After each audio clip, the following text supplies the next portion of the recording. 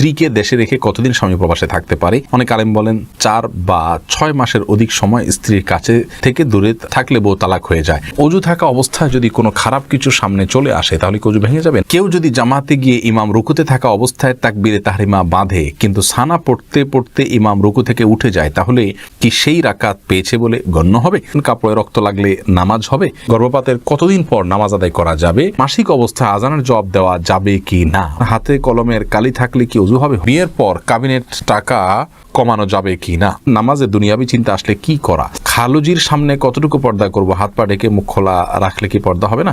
মা নামাজ পড়া অবস্থায় আছেন, হঠাৎ তার যুবক ছেলে তার সামনে পড়ে গেছে, মায়ের কি নামাজ হবে? জামাতে নামাজরত অবস্থায় যদি অজু ছুটে যায় সেক্ষেত্রে করণীয় কি? ফরজ সালাত একা পড়লে কি একামত দেওয়া লাগবে? গর্ভবতী মহিলার সাথে লোহা এবং ম্যাচ রাখে, এটা কতটা সঠিক? আব্দুল্লাহ সাহেব জানতেছেন নামাজে দুনিয়াবি চিন্তা আসলে কি করা? যদি নামাজে দুনিয়াবি চিন্তা আসে তাহলে সেক্ষেত্রে সাথে সাথে ফেরত নেওয়ার চেষ্টা করবেন, কিন্তু আশাটা অস্বাভাবিক নয়। কিন্তু আশার পরে সেটাকে কন্টিনিউ করা বা ফেরত নিয়ে না আসা এটা হলো অন্যায় কাজ, ভুল কথা। মোহাম্মদ রাজিকুল করিম জানতে চেয়েছেন, শুনেছি সিজদায় গিয়ে দোয়া করলে কবুল হয়। জানার বিষয় হলো এটা কি শুধু নামাজের সিজদায়? নামাজ বিরতিতে এমনিতে সিজদা করা যাবে কিনা? যাবে। নামাজ বিরতিতে এমনি সিজদা করা যাবে এবং সেখানে আল্লাহু আকবার বলে সিজদা গিয়ে সুবহানাল্লাহিল আলা পড়লেন এবং আল্লাহর কাছে মন মতো চাইলেন, এরপর আল্লাহু আকবার উঠে গেলেন, কোনো অসুবিধা নেই। এরপরে রাবিয়া আখন্দ আপনি জানতে চেয়েছেন মাসিক অবস্থায় আজানের জবাব দেওয়া যাবে কি না? বোন রাবিয়া, মাসিক অবস্থায় আপনি আজানের জবাব দিতে পারবেন, কোনো অসুবিধা নেই। মাসিক অবস্থায় নির্দিষ্ট কিছু কাজ করা যাবে না, আর যে কোনো ইবাদত করা যাবে। আজানের জবাব দিতে নিষেধ কোথাও বলা হয়নি, যে আপনারা দিতে পারবেন, কোনো অসুবিধা নেই ইনশাআল্লাহ। বিল্লাল আহমেদ সুমন আপনি জানতে চেয়েছেন ফরজ সালাত একা পড়লে কি একামত দেওয়া লাগবে এবং কেরাত কি জোরে জোরে পড়া লাগবে? দেখুন ভাই বিলাল, ফরজ সালাত যদি একাও পড়েন সেক্ষেত্রে আপনি আশপাশে কেউ আপনার একামত শুনে আপনার সাথে যোগ দিতে পারে, সে আশা থেকে একামত পড়ে একামত দিয়ে তারপরে রুকু সিজদার তাসবিহগুলো এই তাকবীরগুলো একটু উচ্চস্বরে পড়বেন জামাতের নিয়তে, যে আপনার সাথে কেউ যেন যোগ দিয়ে শুনে এসে। এটা হলো সুন্নাহ। যদি এটা না করেন আস্তে আস্তে পড়েন, কোনো অসুবিধা নেই, এটা আবশ্যক নয়। সাইফুল শরীফ আপনি জানতে চেয়েছেন বিয়ের পর কাবিনেট টাকা কমানো যাবে কি না? দেখুন, বিয়ের পরে কাবিনের যে টাকা সেটা যদি স্ত্রী কমিয়ে দিতে চান স্বেচ্ছায়, তিনি যদি কম নেন সেটা তার জন্য জায়েজ আছে। আল্লাহ বলেছেন তিনি যদি কিছু ছাড় দেন ফাকুলু হানিয়াম মারিয়া, তাহলে সেক্ষেত্রে তোমরা সেটা খেতে পারো, ভক্ষণ করতে পারো, ভোগ করতে পারো। আর যদি তাকে প্রেশার দিয়ে বা সিস্টেমে ফেলে এটা করা হয় তাহলে সেটা জায়েজ নাই। আর উভয় পক্ষ মানে একে অন্যের সাথে বোঝাপড়া করে কমানো, এটাও জায়েজ নাই, এটা মেয়ের অধিকার। বিয়ের পরে চুক্তি হয়ে গেলে এরপর আর উভয় পক্ষের এখানে কিচ্ছু নাই। মেয়ে যদি নিজে থেকে স্বেচ্ছায় খুশি হয়ে ছাড় দেন সেটা তার ব্যাপার সম্পূর্ণ।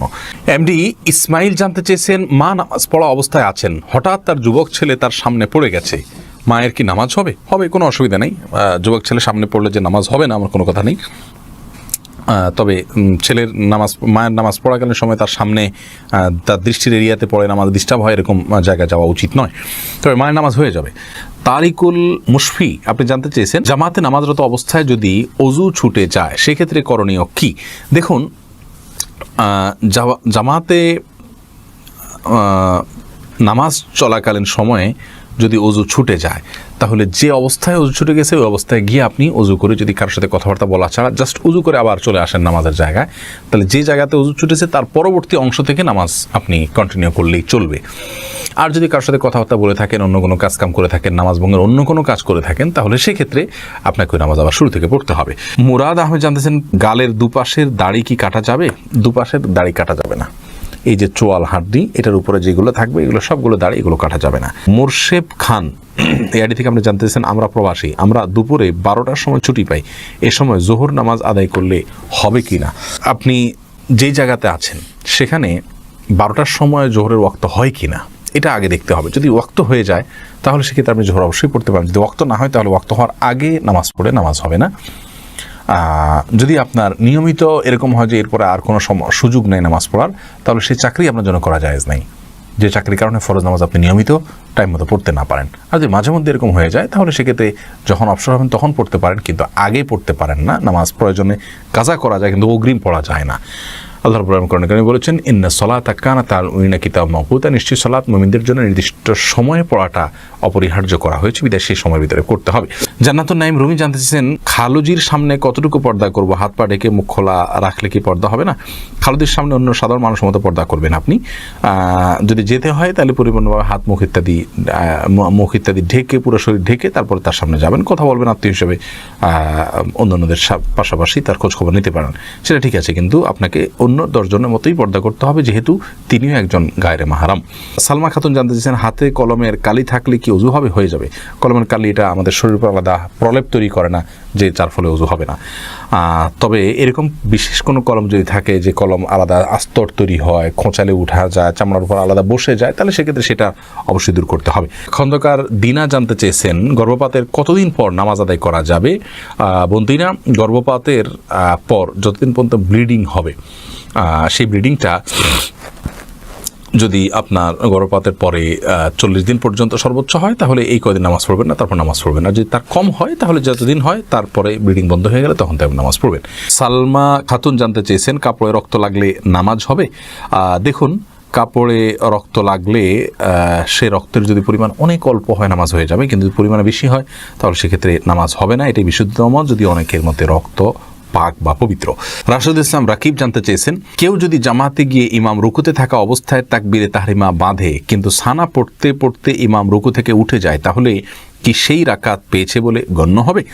দেখুন, ইমাম রুকুতে থাকা অবস্থায় যদি তাকবীরে তাহরিমা বাঁধেন এবং ইমাম তিনি রুকুতে যাওয়ার আগেই ইমাম আপনার উঠে যান, তাহলে সেক্ষেত্রে সে রাকাত পেয়েছেন বলে ধরা হবে না, কারণ তিনি ইমামকে রুকুতে গিয়ে পান নাই। মান আদরাকার রুকু ফাকাদ আদরাকার রাকাতা, যে ব্যক্তি রুকু পেল সে রাকাত পেল। এই হাদিসের দ্বারা উদ্দেশ্য হলো, যে ব্যক্তি রুকুতে গেল, যে রাসূল ইমামকে সে রুকুতে পেল, সে ওই রাকাত পেল। কিন্তু এইটুকু যদি না হয়, তাহলে সেক্ষেত্রে তিনি রাকাত পেয়েছেন বলে গণ্য করা হবে না। এ আফ্রিদি জানতে চেয়েছেন, অজু থাকা অবস্থায় যদি কোনো খারাপ কিছু সামনে চলে আসে, তাহলে কি অজু ভেঙে যাবে? না, ওটা দেখলে যে অজু ভেঙে যাবে এমন কোনো কথা নয়। রোনা আহমেদ জানতে চেয়েছেন, গর্ভবতী মহিলার সাথে লোহা এবং ম্যাচ রাখে, এটা কতটা সঠিক? সম্পূর্ণ ভুয়া এবং এটা আপনার কুসংস্কারাচ্ছন্ন বিষয়। বোন রোনা, গর্ভবতী মহিলার সাথে লোহা ম্যাচ রাখা যাবে না, এগুলোর কোনো লাভ ক্ষতি করার কোনো অধিকার নাই। এটা এক ধরনের শিরক, ছোট শিরক বলা যেতে পারে। লাভ ক্ষতির মালিক আল্লাহ রাব্বুল আলামিন। বিশেষ কোনো অসুস্থতা যদি হয়, বিশেষ কিছু খেলে অসুবিধা হয়, সেটা ভিন্ন কথা, কিন্তু লোহা এবং ম্যাচ রাখলে যে কিছু হবে না, এটা কোনোভাবেই সত্য নয়, এটা ভুল বিশ্বাস। সুলতান মাহমুদ মিল্টন জানতে চেয়েছেন, স্ত্রীকে দেশে রেখে কতদিন স্বামী প্রবাসে থাকতে পারে? অনেক আলেম বলেন 4 বা 6 মাসের অধিক সময় স্ত্রীর কাছে থেকে দূরে থাকলে বউ তালাক হয়ে যায়। আবার অনেকে বলেন গুনাহ হবে। এ কথাটা কি হাদিস দ্বারা প্রমাণিত? দেখুন, নির্দিষ্ট কোনো মেয়াদ হাদিসে বলা হয়নি যে এই পরিমাণ সময় প্রবাসে থাকতে পারবেন স্ত্রীকে দেশে ফেলে রেখে, এরপরে আর পারবেন না, এরকম কোনো কথা আসলে ফিক্স বলে দেওয়া হয়নি। ওমর রাদিয়াল্লাহু তাআলার একটি উক্তি থেকে 4 মাসের সময়ের কথা অনেকে বলেন যে 4 মাসে বেশি থাকা যাবে না, এর কম থাকা যাবে। আসলে এটা ভ্যারি করে স্ত্রীর এবং তার অবস্থার উপরে। তারা যদি দুজন দু জায়গায় থাকাতে তারা গুনাহে লিপ্ত হয়ে যাবেন এরকম আশঙ্কা থাকে, তাহলে এরকম বিদেশে থাকা জায়েজ নাই। বরং গুনাহ থেকে বাঁচার জন্য তাকে অন্যের সঙ্গে থাকা উচিত এবং অল্প যে রিজিক হবে দেশে থাকলে সেটার উপরে তুষ্ট থেকে যাওয়া উচিত। যদি এমন হয় যে তারা দূরে থাকার কারণে তাদের মধ্যে এক ধরনের গুনাহের প্রবণতা চলে আসতে পারে, তারা অপরাধে লিপ্ত হয়ে যেতে পারে, এরকম যদি হয়, তাহলে সে অবস্থায় তাদের জন্য এটা জায়েজ নাই, সম্পূর্ণ হারাম। তাহলে আমরা জানলাম যে প্রবাসীর জন্য প্রবাসে থাকার নির্দিষ্ট কোনো মেয়াদ ইসলাম বলে দেয়নি, তবে তার স্ত্রী এবং তিনি উভয় গুনাহ থেকে যতদিন বাঁচতে পারবেন ততদিন তারা থাকতে পারবেন। গুনাহ থেকে যদি বাঁচাটা অসম্ভব হয়ে যায়, তাহলে সেক্ষেত্রে তাদের জন্য আর প্রবাসে থাকা জায়েজ নেই।